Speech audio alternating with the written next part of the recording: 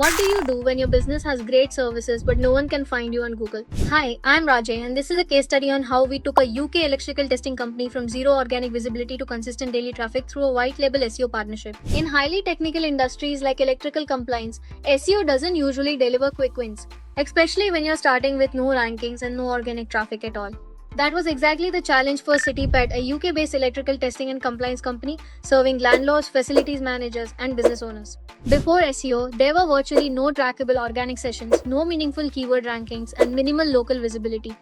The website simply wasn't positioned to capture compliance driven searches. This project was delivered fully white labeled through JMA's agency, with our team operating quietly behind the scenes. We focused on building the right foundation first.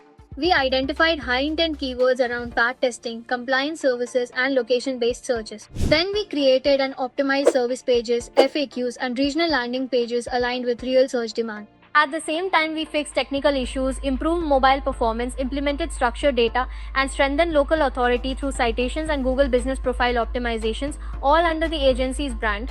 Over 6 months, the results stacked up.